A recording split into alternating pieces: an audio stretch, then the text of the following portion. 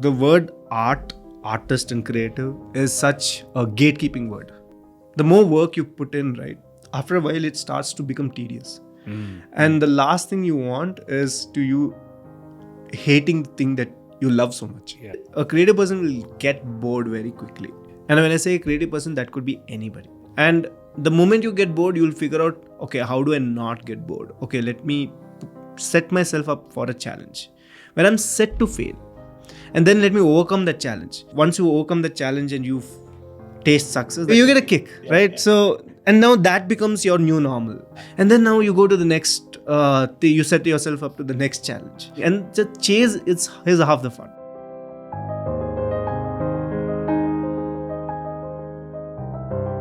Hey guys, and welcome back to our show. This week's episode features Sahit Anand, who's the founder, creator, and filmmaker at Do Creative Labs. He's most known for creating a lot of Jordindian's videos, a lot of advertisements that you might have seen, and also is currently working as the cinematographer for One Cut, Two Cut, the movie featuring Dana State. So yeah, that'll be out soon, so stay tuned for that. So I've been working with Danny and Sahit for a while now to get him on the show, and finally after a couple of months we're able to make this happen.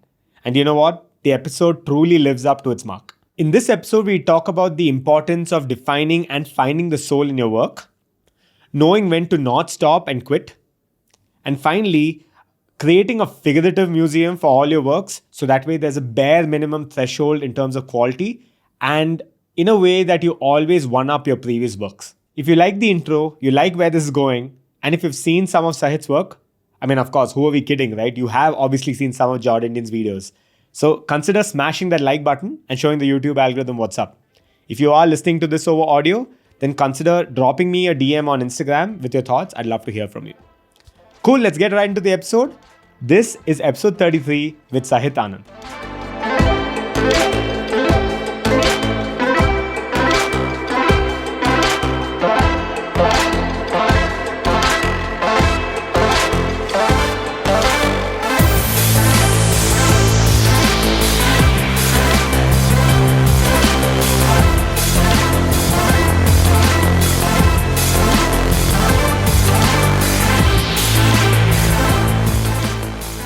Dude, I'm super glad that you're finally here.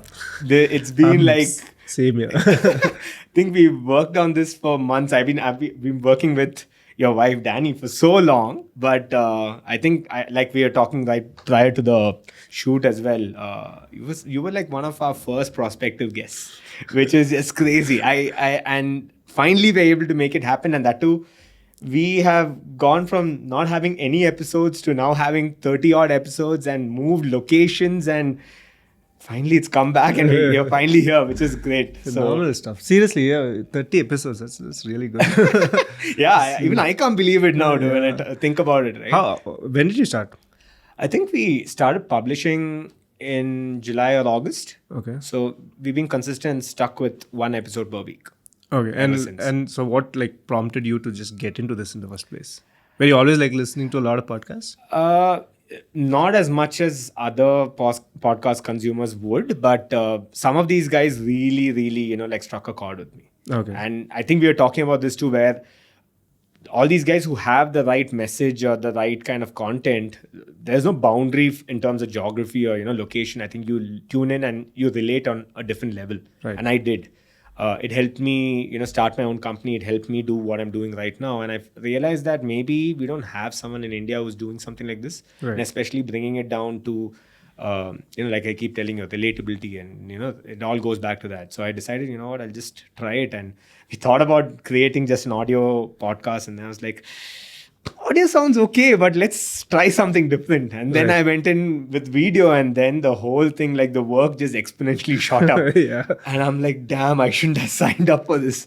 Now I'm part of the rabbit hole, so I'm doing this on a week-on-week basis. But I'm sure this is fun because I meet a lot of people who say we want to start a podcast. Yeah. Because they're inspired by the stuff they hear, I think, including myself. I think so, but it never happens. It's one of those like I want to write a book, Yeah. but it never happens. So it's always nice to meet someone who's not just started but has 30 episodes in. That's phenomenal. Actually. I do. When I say it is when it like sinks in. It's slowly like coming back to me. I'm like, shit, 30 episodes. It's crazy. But yeah, dude. So I'm super glad you're here. Yeah, I'm glad I'm here as well. There's just so many things we can talk about. I think we spoke about so many things. Actually, I jokingly said it, but I actually meant it. I should have just recorded the damn conversation that day. I think we spoke for an hour and a half on the phone where you're just telling me what we're going to talk about. I mean, it started there. Yeah. And then we just went, literally at it, which is just awesome. And I've noted down a lot of things. And I think not just how I was able to relate to what you were saying. I think our viewers and listeners too will really have a lot to, understand and take away from this. But what I wanted to start off with was talking about how you said you're now running into a lot of people who are, doing this, which is maybe, leading a life filled with purpose, meaning, or looking for their passions and all of that. Any particular reason why you think that's happening now? I think what's happening, and I'm meeting a lot of people who are young who's doing that, not just who have gone through the cycles of going through a job, then getting pissed off at the job, and then quitting the job. Yeah. Usually that's the usual trope. Yeah. People join a company, they realize they want to do something else in life, and then they try something else because by now they don't have parents forcing them to do stuff and all that. But now I think more young people are directly going into that zone where, I'm not going to join a job just because I need money to think. Because what's happened is self-publishing has sort of opened up huge avenues. You make a video, you can put it up on YouTube, and you can potentially be the next MKBHD, or you can potentially be the next top unboxer or whatever. And it's so low effort that you can do it. You can start. The entry towards, that gatekeeping thing is gone. Yeah. The barrier of entry. Yeah, right? The barrier of entry is so small that you think, and which actually now then puts things into perspective, where if you always wanted to do it and if you haven't done it, then you don't want to do it. Because the barrier to entry is so little, you're just lazy then. That's the thing. So because of that, I'm meeting a lot of people who are like saying, I'm not going to join a job. I know editing, so I'm going to edit for a lot of people. Or I know how to make enough videos about poems. People who are writing poems and publishing. Anand, who's my business partner, his wife writes poems. So she recorded it, went to a studio, recorded it, and now she's releasing it. She's planning on releasing it as a Spotify track. Wow. Right? Wow. So I'm like, can you imagine, like, even 5 years back, somebody releasing poems on the internet as a part of a SoundCloud or Spotify would have been unheard of. Or you have to be up there. You have to be really a poet. Wear a canvas bag and walk around in sandals. Only then do you think of doing those poets, the canvas poets. The canvas bag and the sandals poets. The kurta and all that. That's a typical depiction in all the films. That guy is an artist. So I think I'm meeting a lot of people who want to just I wouldn't use the word dabble, because dabbling means you want to see if it works or not. These people are like, no, I'm going to make it work. In it for good. Yeah, in it for good. And none of them are like doing it by quitting the day jobs. They're getting a job, and that is helping feed whatever. But once they decide that, hey, I might be pretty good at photography, then they're figuring out what to do with the photography. Okay, you put it on Instagram, you get a couple of likes, but then there's this new mindset that I want to go to the next level. So they're trying different things. They're taking risks. That thing, and that's another beautiful part of this whole thing, is that there's no punishment for failure. You put something on Instagram, it gets 5 likes. You expected 50.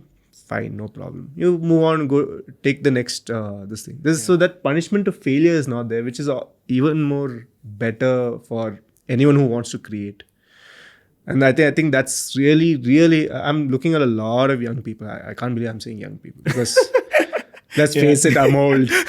But I'm seeing a lot of people who are 21, 22, doing some amazing work. I mean, we have a couple of people working with us. They honestly, we give them a hard time. Okay, but I keep telling Danny and all that what they are doing at their age, we were bumbling idiots. Yeah.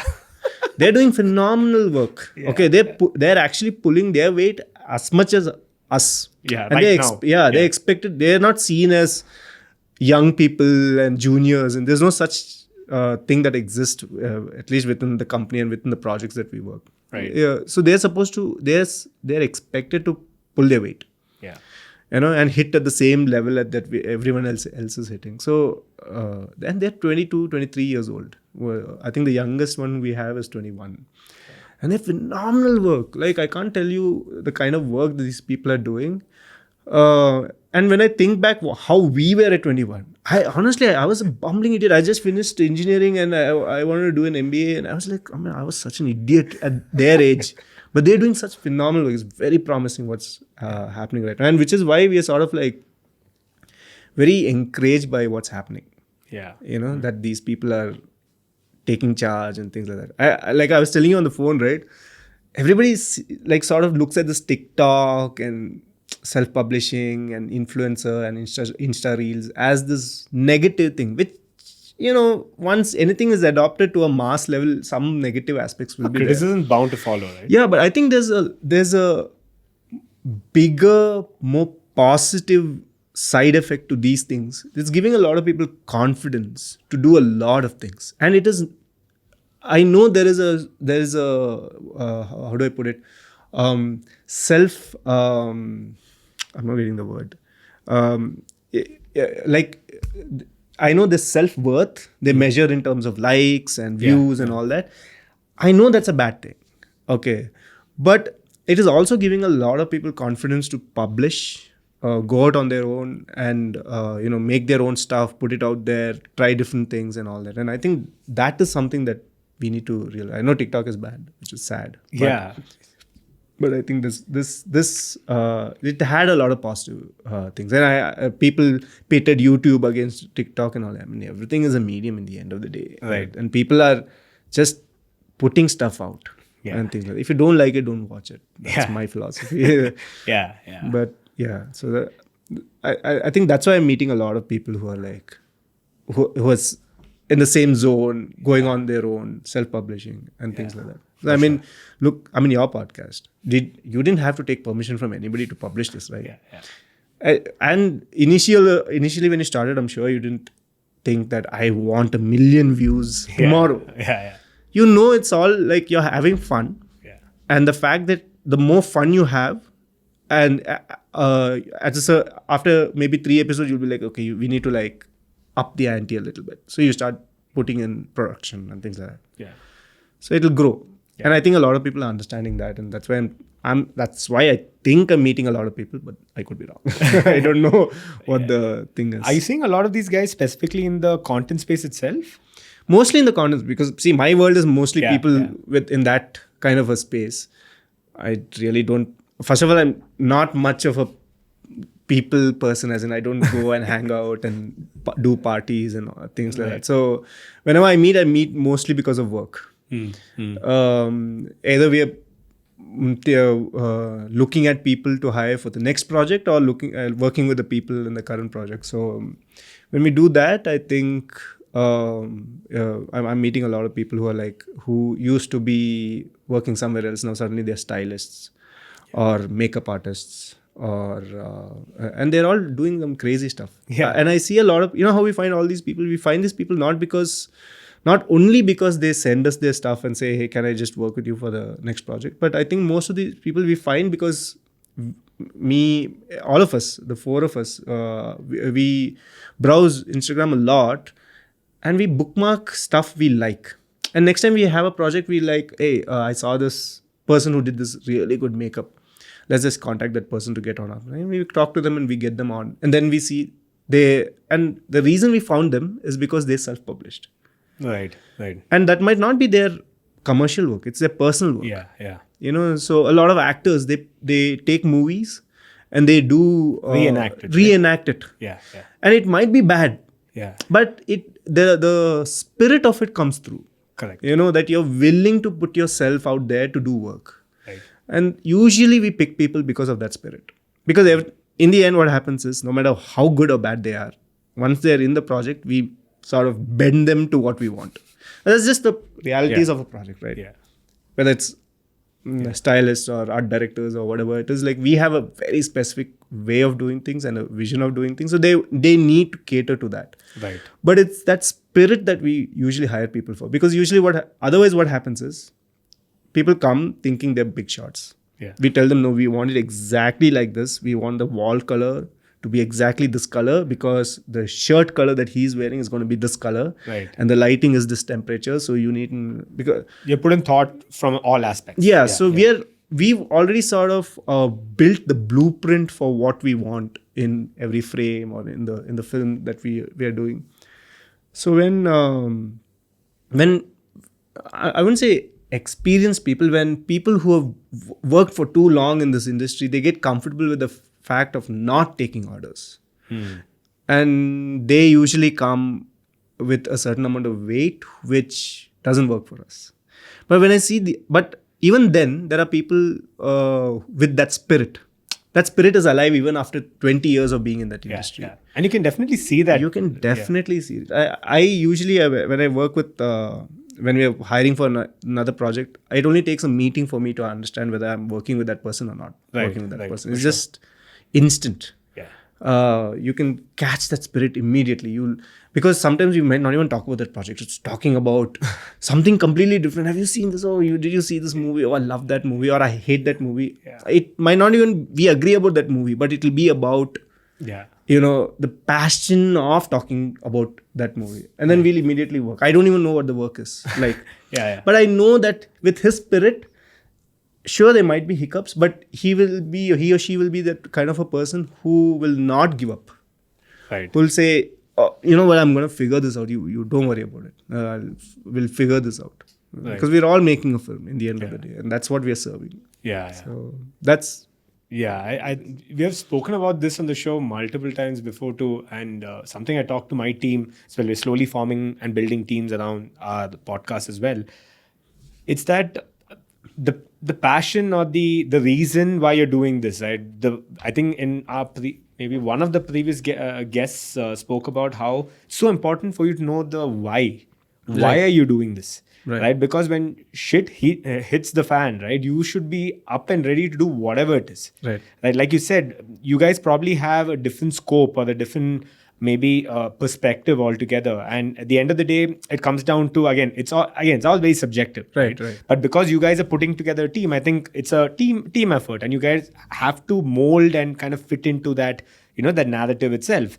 So if you don't have that drive or that spirit, so one hiccup and you're just like, I'm just not, I can't see me I'm in it for working the money, screw it. Exactly. Yeah. Kind of a why do I care about, why am I putting in this effort? And that's just a very weird or sad way to look at things, right? So when I'm working with the team, I think the young ones that we call young ones, the children of our company that we call them. So I keep talking to them about curating your work. Make a website, make a portfolio, whatever, and think of it as your personal museum, right? Yeah. So every work that you do, it should be worthy of putting it on a pedestal in that particular museum. And I tell that to them because that was told to me when I was in advertising. So I had people who gave me a very hard time as I was, being molded. And I had the tip. Now when I think back about it and I see these people, again, I was such an asshole because at that time I thought I knew everything. I know writing. I know how to write ad lines and headlines and all that. I don't need to know anything. But within a week or so of, there's a person called Vinod Chandran, who sort of like, I would say literally beat it out of me. the creative person inside me. I mean, because at that point I thought I knew it. I knew enough to, because I was writing enough and I had gotten hired by him himself and all that. So he used to do this thing where every work is a piece of art. Yeah. Right? But don't think of yourself as an artist. Right. You're there to solve a problem, but how interestingly you solve that problem is what it is. And take that work and curate your reel or your portfolio or whatever, and then see how it changes. So I tell these guys as well the same thing. So make sure you curate it, because the moment you realize you have a museum for which this has to go into, you're very scared of doing shitty work or shoddy, mediocre work, because you're like, no, my last work was like this. This needs to be better than that. Otherwise, it's not a museum, it's a store. Some kind of progression. Yeah, right? it's a warehouse of the same work again and again. Yeah. That's when you'll start to like think about, okay, my last work, it was like this. How can I now push this to the next level so that it's worthy to be there as a separate work? Not 5 works that looks the same or feels the same or whatever. So. And also, who else do you have to blame in that situation but yourself, right? Because at the end of the day, it's your repository or it's your museum, right? It's true. Yeah, it's like the more work you put in, right? After a while, it starts to become tedious. And the last thing you want is you hating the thing that you love so much. Okay, and it happens to a lot of things. And the only thing that to avoid doing that is to make sure that your next work has something in it that's worth, that you're basically doing it for the money. All that is different, but you're doing it so that it's worthy of that museum, your personal museum, so that you can put it there and say, this work is special because it's not like that. Here it could also be a personal achievement. It doesn't always have to be something everyone will notice. Like when I was shooting Jordindian, initially we didn't shoot with any lights. And it looked like whatever it looked like. And then I think somewhere around last year, a year and a half back, I started learning lighting. And as a director, I never actually had to learn lighting. But I thought, let me learn lighting, because otherwise it's the same thing. Jordindian, the sketches are funny, but for me personally, how do I grow with whatever I'm doing, So then I started learning lighting, and then I started lighting. It's not like anyone noticed, but for me it was a personal growth, because I'm like, here this film I learned lighting, and I can see the difference. I can see what it is, and then there started my journey about certain things. Dude, no one notices a big fad, because I'm telling you, I definitely saw that difference. I mean, from the kind of content that you guys used to create prior to, I think, that juncture, after which I could really see you guys, up your production. Because even, I think you had these challenge videos that were shot recently, right? When I say recently, maybe a couple of months ago too. That's how recent Jordindian puts out their videos. And I could see that you guys are shooting in different profiles, and there's like a lighting, and there's like a backlight, and there's you can see that depth difference. Because earlier it was just like a skit. It was just see, I mean, one of the things we were very scared when we were working with Jordanians, we should not be slowing them down. Even now we sort of like I feel like we internally feel slightly guilty. Are we slowing them down? I mean, aren't we putting enough videos? Is slightly us to blame, because now we've gotten used to making sure the content is on par with our previous, in terms of aesthetics, in terms of looks and all that, is on par with that. And a lot of people ask us, is it worth putting that much money and thing to make it look like that? Because brands don't come with that expectation. They just say, give us they look at the numbers and that's all they think. But for us, it's not there. For us, then, I mean, what is in it for us? If it's just about numbers and things like that, then we could just be putting out one every week. That's how many we actually have. We have a load, at least 70 sketches, sort of like already planned and put and kept in place. But we don't want to do it just like that. We don't want to waste it by just putting it out just like that. We want to build a proper anthology of work that we are proud of. There we did that differently, and there we think the reason we started growing to the numbers that we're growing now is because of that kind of quality. It looks like somebody took some effort to to sort of definitely make it better. Yeah, and I think what we spoke about earlier, where you're catering to not just the local audience, you guys have responses from around the world. Yeah, it's not just now India, right? That's crazy. That's another thing that's hanging over our head. Okay, now you look at a sketch from US or Japan, and we watch all these stuff just to think. Their sketches are so freaking. They look so good. Okay, and then so we want to put out something that is on par with the thing. I don't want people to think Indian sketches, the YouTube Indian sketches, to be any less when compared to their sketches. You look at some of the Spanish ones or the US ones, UK ones and all. They're like so well made and things like that and everything. I'm like, why should... I mean, I hate that sort of a tag on us. You know, that it's that look that it's made cheaply kind of a thing. So we are competing with them to show them that our country can do just as well as them. In fact, better. Okay, we're definitely going for better. We want to put people in US and UK to shame in terms of quality and things like that. But that comes at a cost of people over here saying, why are you putting so much? Where is the video coming out? Why isn't you? Why are you slowing this down? We used to shoot one entire sketch, 7 to 9 sketches in one day when we started off. Now we take 3 to 4 days. 3 to 4 days. Just yesterday I was shooting the rest of the next sketch that's going to come out. That started 2 weeks back, shooting of that thing. So now we have a VFX team that makes crazy VFX. Like if you've seen the Netflix video, the Jordindian video we did for Netflix. That was just bonkers VFX. We went all in with VFX, time travel and going to different places and all that. So we're like, that's the next thing for us. You know, we shouldn't be like, I don't want anybody without context, if they don't know Jordindian, look at a Jordindian sketch and think that that's just a sketch. I feel like it should belong to maybe on an OTT platform or TV or something like that. Because I want it to be deserving of that. This thing. So that's thankfully that vision is shared across by Nas and Beep and our producers and stuff like that. So thankfully that's working out for us. Dude, that's crazy, man. Because all these things that you guys are doing, I think especially Jordindian, it's something that's been a long-term partnership, right? It's been Do Creative that's been on board with whatever it is that they have said and vice versa too, right? So whatever you guys bring to a table is one technical aspect of it. They're bringing the skit aspect of it. And then I think now you guys are all working together and doing pretty much everything, right? Which is... And you can actually see that in the work. I think... I'm really happy to know. Because most of the time we don't read the comments because we are like, let's not figure out what's happening. Let's just do what's making us happy and think. Because we used to get very worked up about the comments because we would put so much effort into thing and somebody would be like, boring. Okay.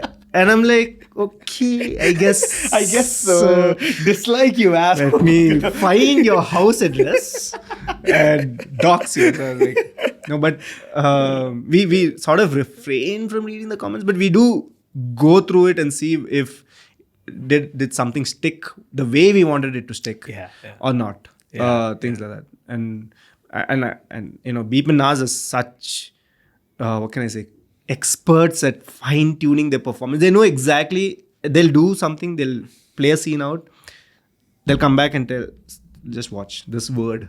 The whole comment section will be about this word. And it will be about that word. The whole comment section will be about that word. So that's how we've sort of evolved together. Yeah, for sure. Yeah, dude. So now let's actually talk about what you've been doing from a long time, because this whole starting with why you're doing it, purpose, passion, like you said, is all great. But at the end of the day, I think inherently it should be something that fulfills you. It's something that kind of makes you feel like you're doing well, relevant of money and all these other aspects, right? But I think from a young age, you've been like into experimenting things and, like just trying out so many things and then playing. I think you spoke very heavily about gadgets. And just... it's not entirely, I don't know if I'm framing this right, but it's not entirely about the art. It's a little more about playing around with the instruments. Yeah. Right. And just like me, you were also an engineer, and then you decided to go down even more of a conventional path, and then took an MBA. Yeah. And then, like, I think you never worked as part of your, your core MBA set. No. Can you say advertising, the work that you did was core? No. Not really. It had right? nothing to do. I mean, it's so funny how I even got the job when I think about it. So, yeah. See, the word art, artist and creative is such a gatekeeping word. What I really honestly feel that these words felt very reservative to people. You know what I'm saying? So I meet a people, and if that person say that guy is, say, a producer and he's a creative, it immediately sets the precedent that guy is not a creative. Got it. Yeah. You know? And I really think that's bullshit, because that word about being somebody being a creative, somebody being an artist, is somehow, it just comes off as pretentious for me. And no matter how much, even though I am into that so much, I just still feel it's somewhat very gatekeepy kind of a word. And I really want to, like, sort of eliminate that. See, we always say good ideas come from anywhere, but we just say it. Yeah. We never, the moment some guy who's not a director comes up with an idea, you immediately like, oh, yeah, okay, enough. Yeah, Let the director do his. I know. So, and so I always sort of tried to fight against that kind of a gatekeeping thing. So whenever somebody says, oh, you were always an artist, I was never an artist. I never thought to myself one day that I'll be an artist, and I'll like, go sort of seeking this art or something like that. For me, the most important thing was I get to play with different gadgets, new cameras, computer, this thing and all. I was in boarding school for like my entire schooling was in boarding school. Okay. So when my dad got a computer, I pulled out my own teeth to come back in the thing, so that I could come home to see the computer. So because in my boarding school we had everything except a dentist. Because if you fell sick, they would take care of you right there. So I like the thought that's gone into this. Thankfully that's a teeth that I grew back. At that time I didn't know all those things. So I pulled out a teeth, sort of enough to shake it out and things like that. So I came back to Bangalore, brand new compact Presario computer. We used like Presario, yeah, that's like one of those 2 speakers attached and all that. So I always liked the idea of having gadgets. And the moment you get a gadget, you'll play games for a bit, and then you'll start wondering what are the things that you can create with it. That's how at least my mind worked. Things. You get a camera, you're like, what good is a camera to just hold? You want to shoot something with it and then make something of it. Yeah. And then you'll start accessorizing the camera by a leather strap because you just made something. And then you'll start trying to sell that, publish those things.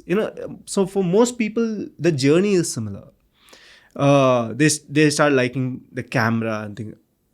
But for a fair amount of people, that camera finally then catches dust. Your real life sort of catches up with you, and you just sort of think. Yeah. I think if you can make an effort to not let go of why you bought that camera in the first place, the first time you bought it. I'm just talking about camera because it's the most common thing these days. Then I think you'll keep shooting and you'll keep getting better. Now there's also a time where you start shooting, you're looking at photos and things like that, and then you realize your stuff is not as good as the people on the thing, which is even more an encouragement for you to constantly try to match it or better it or whatever. So that's how my journey is. My journey was never, I'm an artist and I'm going to make art. Yeah. It was never about creating art. It was about playing with stuff. I love toys. Yeah. I love playing with these toys. Yeah. It was always that thing. So I'm always finding new stuff. And if you ask my producers also, I'm never satisfied with the camera that I have. The moment the purchase of a camera is justified, I'm already on my producer's back saying, can we buy that next camera? It's just released. It has this and this and this, which this camera does not have. Yeah.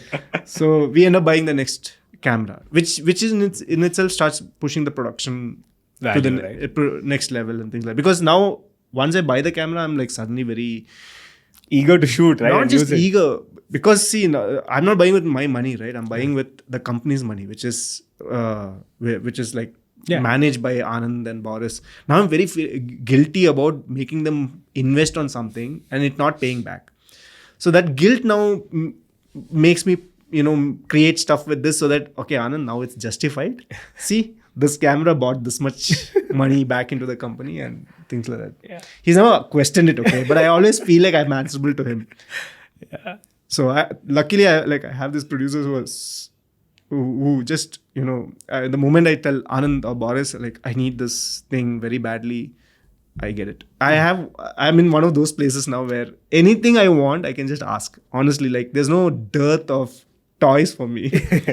Yeah. So Yeah, and it's a very scary vicious cycle that you mentioned. But if you think about it, it's a very efficient cycle in itself, right? I mean, you buy it and then you're like feeling guilty, and then you go back and you're creating, and then again, you're upping up. yeah, upping so the that's ante. why that is the reason why I'm not referring to myself as a artist. An artist will be like, you give me a pencil and a thing, I will make That's art. enough for life. That's enough for me. I am not one of those guys. I need the next camera. I need the next best. Not pencil, I need a pencil, and then I need a lead. I need a thing. I'll need. Oh, you know what? This pencil just does not go with this desk. I need to change the desk. So I'll be that kind of a guy. Okay, I'm always buying stuff from thing, but I'm also justifying it with creating something on top. Using it to create stuff. Yeah, yeah. So that's my thing. I'm not thing, but I can go down the rabbit hole of a particular craft just like that. So suppose if I bought a camera, now I need to justify, and I'm seeing the same camera being used by a person, someone on the internet create this beautiful images, and I'm like, okay, how do I get that done? So then I start learning the craft because of the gadgets that I have. That's how how I learned cinematography, or how I learned direction, because I'm like, okay, I need to justify that I have these things. Things. So my journey is not. I think it'll be very similar to a lot of people who like gadgets. But it won't be the same as people who are always artists. Yeah. I never know. I get that, and you spoke about this whole gatekeeping, or let's say just restricting someone to a particular vertical, or a particular skill set. Right. When actually, if you think about it, no human is just has one single facet. Yeah. Right? There are so many aspects to it, and more often than not, a good producer is one who's creative, right? True. A good producer is one who can really bring a team together, which means indirectly you're a good leader too. True. So all these things are so key, but then I think we are always looking for those, those core values, right, and giving that more value in the market, as opposed to just thinking about, like you said, that the essence, right, the core of, like, where is he or she coming from? Where does he or she want to go? And then, based on that, see, can we work with him or her, and see whether that's going to be beneficial. And you've seen, like, for instance, yourself, you started off as you used to write, copyright, literally, moved on to directing, happenstance. And then from there, you're doing cinematography as well. Right. Just something you thought you would never do, because, absolutely, like you just said, dude, a year and a half ago, you were just learning lighting, which is incredible, right? Yeah. But I think when you start putting yourself out there, and you actually have a drive to do this, automatically all these other doors open up, and as long as you decide to take that step ahead, you're good, right? See, I think anybody who's probably listening to this, if they are in a particular field and they feel like they need to be, how can they earn the tag of being a creative or an artist? You already are if you think it. That's already there. Now it's up to you. So I think, as much as I want to tell people that the gates are open and thing, the onus is on you to walk through those gates in the end of the day.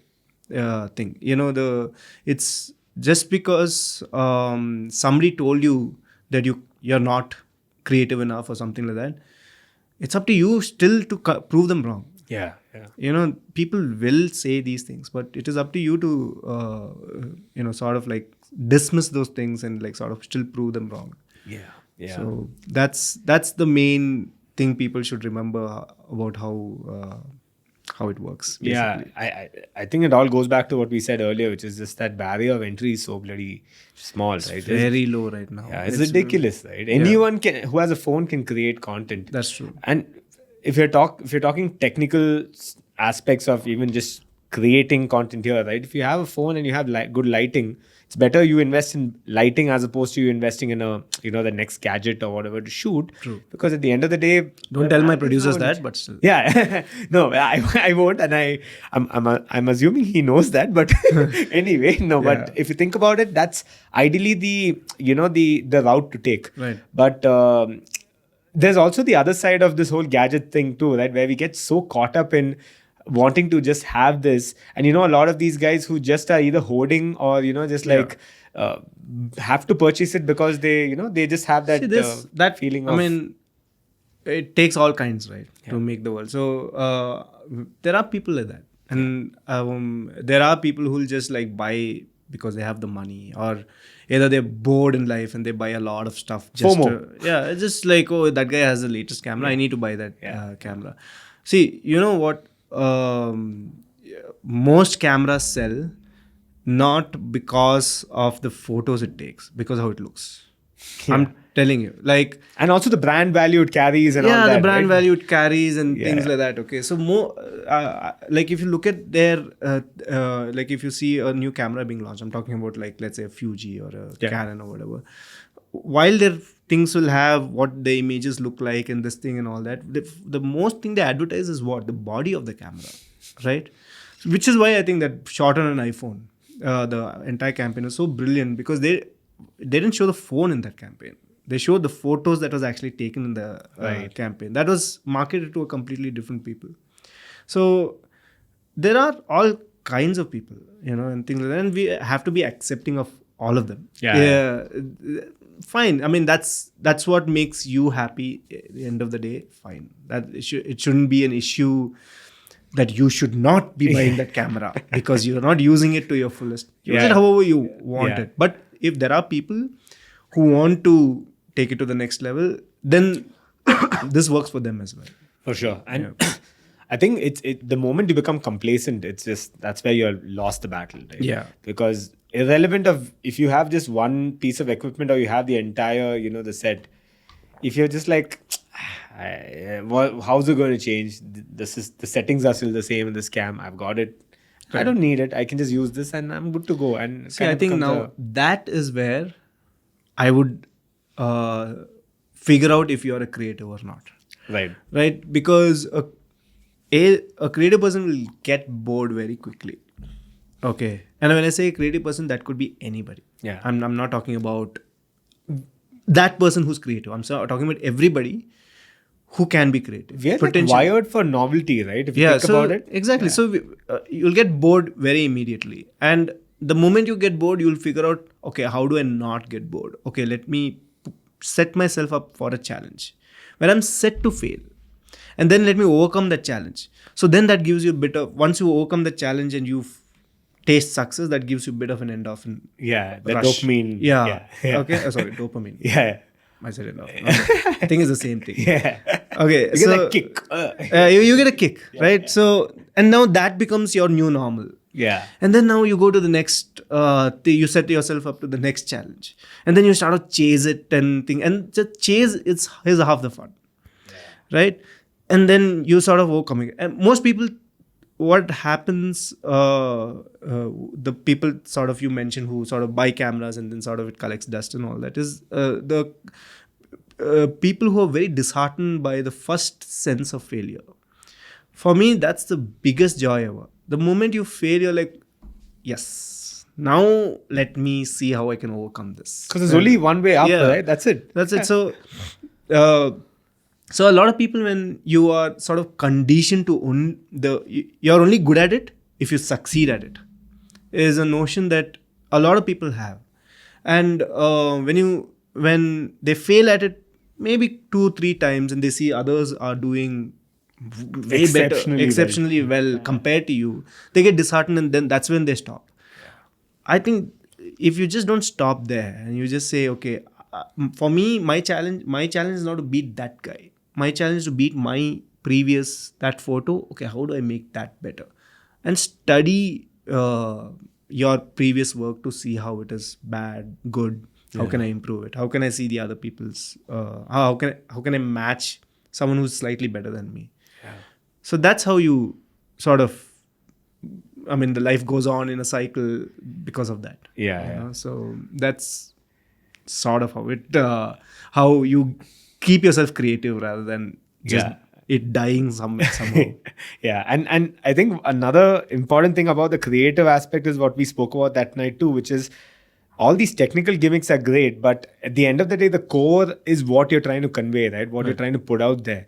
If you kind of lack that itself, all these other things are just gimmicks at the end of the day. It doesn't matter. Which is what sort of we have this saying called the soul, right? What is the soul of something? When you create, suppose you're creating let's say a small video of two people talking. What is the soul of it, right? What are these people talking about? So once you sort of define that soul, it's very hard for me to actually tell in words what this is. In fact, it was very hard for me to grasp for the longest time. I would say I have clarity, 50% clarity on it only about a year and a half, 2 years back, where my journey has sort of led me to figure out, oh, you know what? Everything we create needs to have this soul. So, okay, let me try to define it as much as possible. Now, I feel every video. I can only talk about films because that's what I'm authorized to talk about. People are listening for this too, so you should talk about that, dude. No, but it might apply to something else. For me, I'll keep it specific to film. So when we talk about find out what the soul of something is, and make sure you build everything. Your craft should sort of serve that soul. Now, what do I mean by that? Is so when you have a simple scene of two people talking, right? And you're filming it. There are two aspects to it. One is the information, and one is the emotion. Mm-hmm. And a lot of times, people forget there is emotion to something, and they just film it. Just about just conveying whatever it is, that's it, Which is important. Yeah. But then it becomes 100% information. And there's no emotion to it. Hey, two people talking, I can shoot it in 5 different ways. I can shoot it long, really far, really close. So people like, oh, you know what, I need to see his face a little bit, so they come slightly close where two of us can be in the frame. And then maybe they take, just like this, right? So you have 3 cameras, you have this thing, that thing and all that. So, but then I think what people need to ask is, fine, there is a certain amount of information that I need to convey, but how do I want the people who are watching it feel about the information being presented, which is the emotion part of it. Right? So now that guy is a bad guy, this guy is a good guy, or whatever, the myriad of things that the characters are. I want the audience to hate him slightly. So how do I frame this? So then comes how your craft sort of serves an emotion, right? Mm-hmm. So that's when you start learning. If I keep the camera here, there's a certain emotion somebody feels, as opposed to coming slightly here and slightly down, slightly up, or maybe I'll go a little closer. So all this is where I constantly tell a lot of people working with us also, experiment. Shoot people in every possible angle and put together and see if somebody without dialogue, without sound, watches it and knows exactly what that guy is like, who's a bad guy, who's a good guy. I'm making it very black and white because it's easier to explain, but usually bad guy, good guy, or is that guy hiding something? Is that guy upfront? Is that guy nosy? Is this guy introvert, extrovert? All that can actually be done visually. Right. You don't need dialogue. Dialogue is there to sort of elevate it to the next level, and music and sound effects and color and all that, right? So let's say we don't have any of this. Strip it down to 5 variables: black and white, camera angles, edits, okay, so things like that. Then what happens? Then how will you convey what is actually happening between these two to somebody? Now what you need to convey, that is the soul. So first define the soul.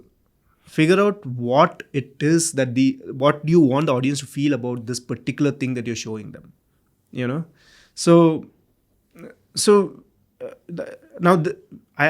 you don't need to get this cerebral about every single thing that you do. Yeah. I mean, there are things that you don't need this much effort. Correct. Where if you're doing a small sketch or if you're doing a small TikTok video or a YouTube video, you don't need to put in this much effort. But it always helps to know this. It's good to ask these questions. It is good because it's a thing that you need to learn. You know, if you're making because of your amazing success as making sketches, tomorrow you're getting to do a feature film.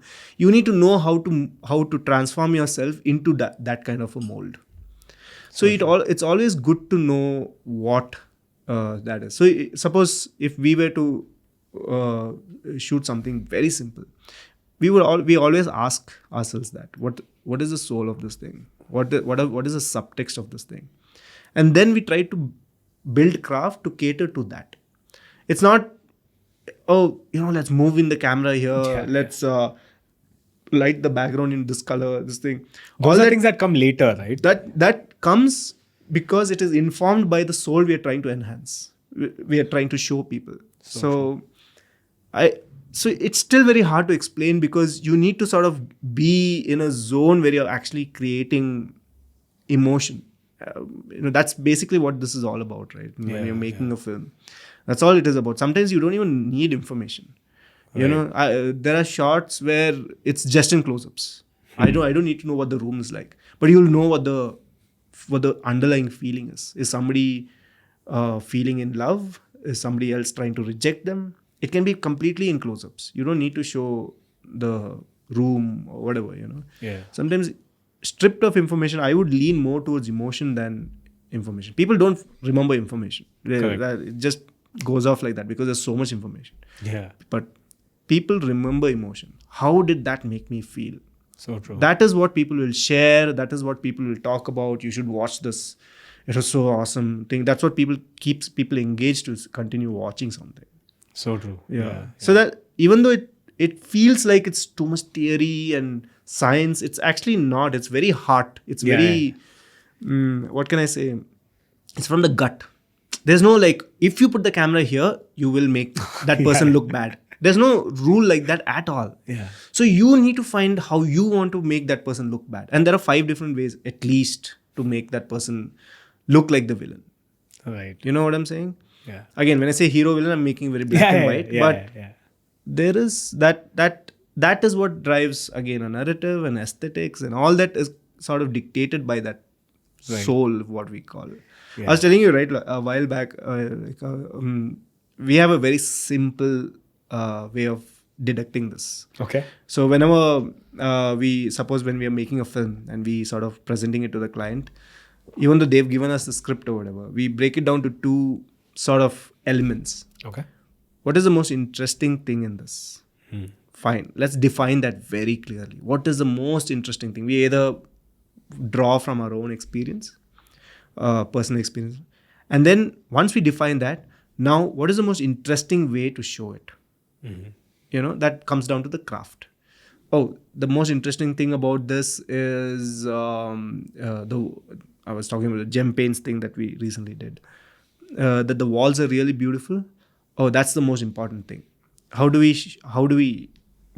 show it in the most interesting way? Let's put it in a museum where people are fighting and they break everything except the wall. So that's essentially what drives something forward. Things like that. And I think a lot of people miss that point. Yeah. They just put the camera somewhere. It's not information. I don't need to know thing. I just need I'm watching it so that you can tell me how I should feel about it. Correct. And it's so, I think the reason why it's ignored or it's not spoken about is because, like you said, it's so hard to put in words, right? It is hard to put in words, and it's not easy to teach as it. well. Yeah, exactly. It's not a thing. So, like if you were planning to follow this up with another class of soul, and then sit down and just try, you can't teach it. It comes like with an instinct, right? Like you said, it's a gut feeling. Yeah. And it's with you like putting yourself out there, just like being part of these groups or these setups, if you will, and then you're realizing, okay, this works. I can see this. And like you said, just keep experimenting. Right. And that's the only way when you get that feedback, you're like, okay, I see something here. Yeah. And this is something I can try and recreate.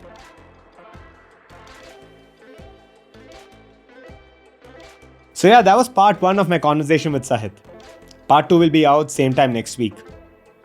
If you did stick around till this long, then consider smashing the like button and also maybe dropping a comment with something that only you and people who have stuck around till this point will know in the comments down below. If you're listening to this over audio, then consider following or subscribing to our show there. And maybe just share the episode with your near and dear ones. It'll really help get the word out. Cool, then I'll be back next week with part 2 of the conversation with Sahit. Until then, ciao.